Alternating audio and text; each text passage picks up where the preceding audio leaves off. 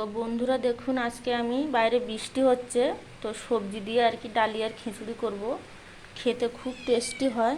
তো আমি দেখাচ্ছি কি কি সবজি নিয়েছি, আপনাদেরকে দেখাচ্ছি। এখানে আছে গাজর, এখানে আছে মাখন সিম, আর এখানে আছে কুমড়ো, এটা টমেটো নিয়েছি, এটা আলু আছে, এটা বরবটি আছে, আর এখানে আছে নারকেল।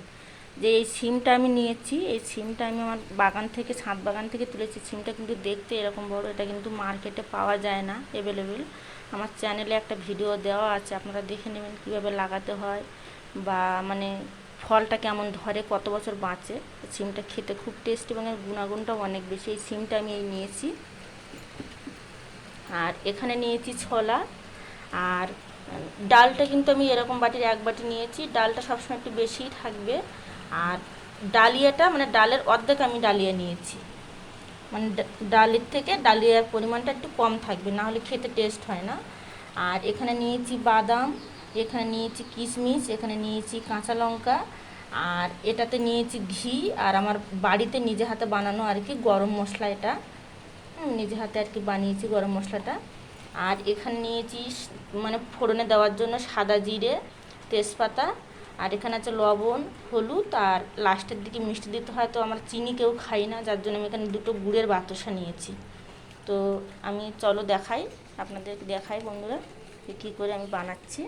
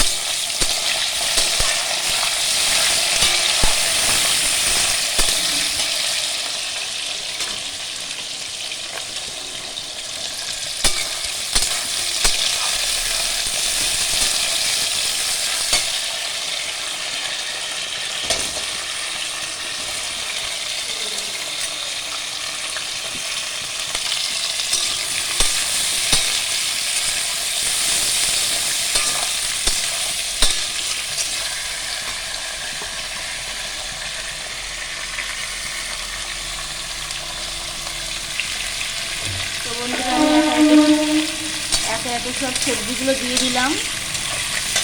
এর মধ্যে দিয়ে দেবো ছোলা। এটা একটু কষানো হয়ে গেলে তারপরে আমি ধুয়ে রাখা ডাল আর ডালিয়াটা দিয়ে দেবো।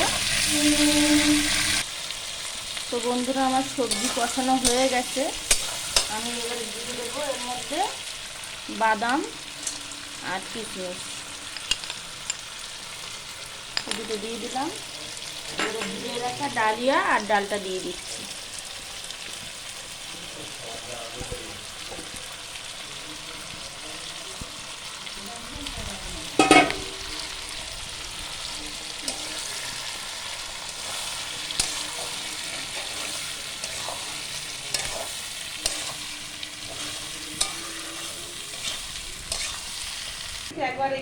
তো বন্ধুরা আমি এটা এবার কুকারের মধ্যে দিয়ে দিচ্ছি। এটা আমার কষা করা হয়ে গেছে। এবারে কুকারেতে দিয়ে এটা আমি 3টে সিটি দিয়ে নেব। নিয়ে আমি আবার একটু জলের মধ্যে ওটাকে দিয়ে ফুটিয়ে নেব আলাদা করে। কুকারে এখন বসিয়ে দিচ্ছি 3টে সিটি হয়ে গেলে আমি বন্ধ করব। তো বন্ধুরা আমি এখন জল দিয়ে দিচ্ছি অল্প করে। এর মধ্যে বেশি জল দেবো না, কারণ বাইরে আবার এটাকে নামিয়ে কড়াইতে করে দিতে হবে।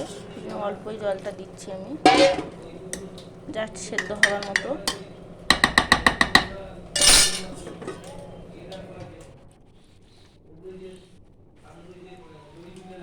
তো বন্ধুরা আমি এই বাতাসা দিয়ে দিলাম, এই ঘি দিয়ে দিচ্ছি, তারপরে তো এই গরম মশলা দিয়ে দিচ্ছি।